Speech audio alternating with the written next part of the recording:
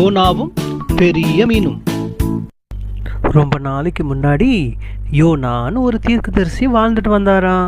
அவரு எல்லாருக்கும் ஆண்டவருடைய வார்த்தையை பற்றி சொல்லிட்டு இருந்தாராம். அவருக்கு ஏசப்பானா ரொம்ப பிடிக்குமா, ஏசப்பாக்கும் அவரை ரொம்ப பிடிக்குமா. ஆண்டவரை நோக்கி எப்பவுமே ஜெபம் பண்ணிட்டு இருப்பாராம். அப்போ பக்கத்தில் ஒரு நாடு இருந்ததுதான், அது பேர் நினிவே. அதோடைய பாவங்கள் ரொம்ப மோசமாக இருந்ததுதான். ஆண்டவருடைய சந்நிதி வரைக்கும் போகிற அளவுக்கு அவங்களுடைய பாவங்கள் பெருகிட்டே இருந்துச்சா. எல்லாரையும் அடிக்கிறது, கொலை பண்ணுறது, இந்த மாதிரி நிறைய பாவங்களை அவங்க செஞ்சிட்டு இருந்தாங்களாம். அப்போ ஒரு நாள் ஏசப்பா யோனா கிட்ட பேசினாராம். யோனா, நீ எழுந்து மகா நகரமாகிய நினிவேக்கு போய் அதற்கு விரோதமாய் பிரசங்கி. அவர்களுடைய அக்கிரமம் என் சமூகத்தில் வந்து எட்டினது. இன்னும் 40 நாளில் அந்த நினிவேயை நான் அழிக்கப் போகிறேன். அவர்களுடைய பாவம் மிக கொடிய பாவமாயிருக்கிறது. அவை என் சமூகத்தில் வந்து எட்டுகிறது. நீ என்னுடைய அன்பை அவர்களுக்கு போதிக்க வேண்டும். அவர்களுடைய அக்கிரமத்தை அவர்களை விட்டு நீக்குவதற்கு நீ எடுத்து சொல்ல வேண்டும்.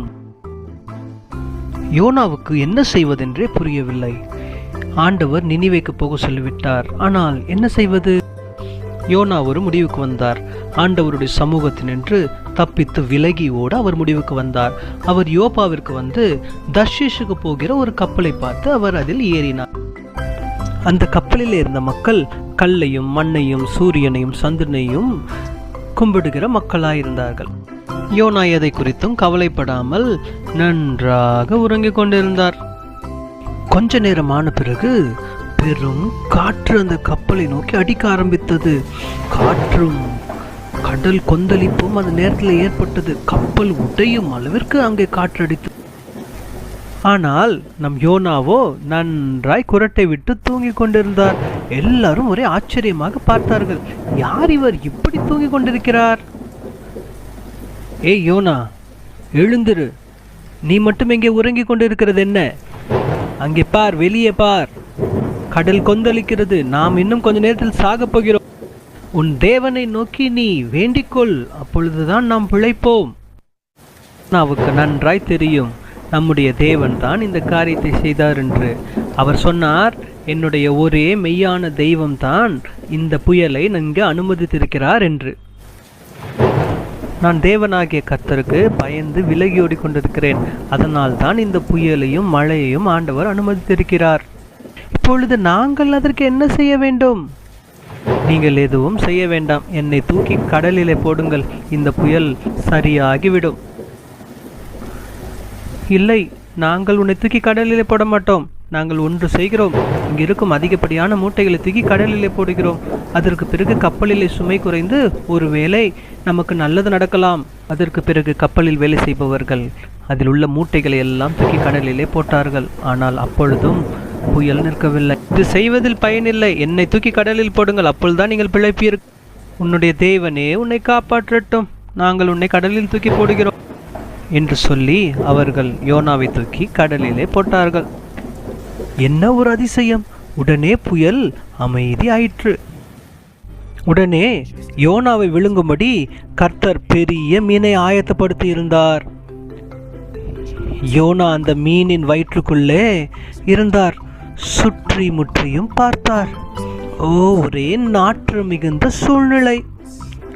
அவரை சுற்றி ஒரே அழுக்குகளும் எல்லா விதமான நாற்று மிகுந்த காரியங்களும் இருந்தது.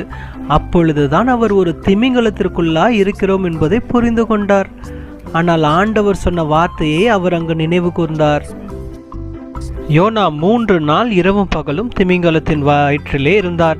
அங்கு இருந்து கொண்டு ஆண்டவரை நோக்கி ஜெபம் பண்ணினார்.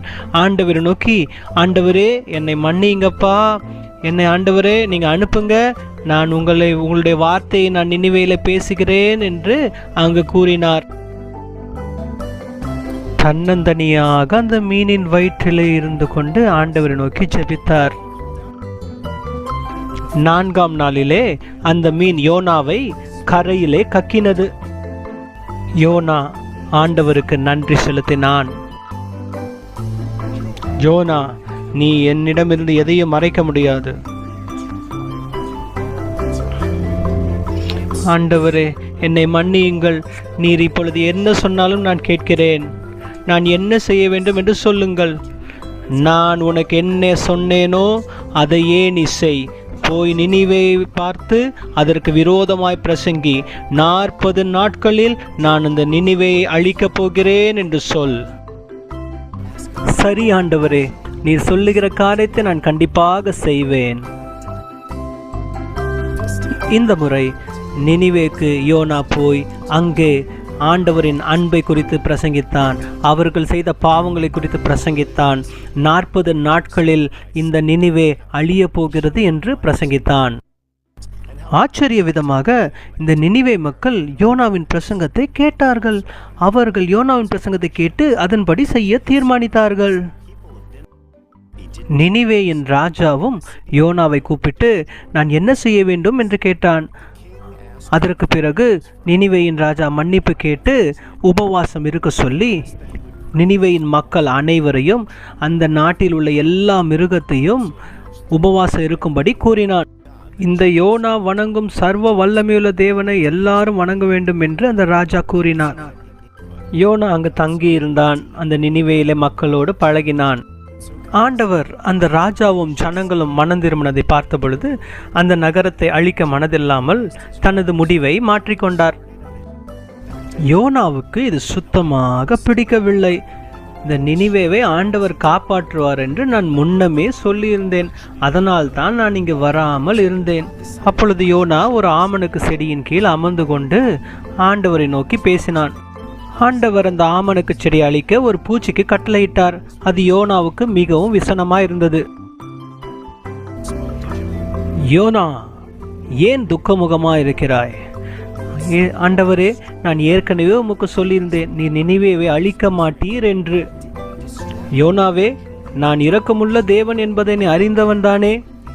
நீ நேற்று முளைத்து இன்று அழிந்து போகிற இந்த ஆமணக்கு செடிக்காக பரிதபிக்கிறாயே. நான் இந்த வலது கைக்கும் இடது கைக்கும் வித்தியாசம் தெரியாத இந்த ஜனங்களுக்காக பரிதபியாமல் இருப்பேனோ? அதற்கு பிறகு யோனா ஆண்டவருடைய அன்பை புரிந்து கொண்டு மறுபடியும் இஸ்ரவேலுக்கு போய் அவன் அங்கு நடந்த எல்லா காரியங்களையும் இஸ்ரவேல் ஜனங்களிடம் கூறினான். அவர்கள் ஆச்சரியமாய் அதை கேட்டார்கள். அதற்கு பிறகு யோனா அங்கு சந்தோஷமாக வாழ்ந்து ஆண்டவருடைய காரியத்தை செய்தார்.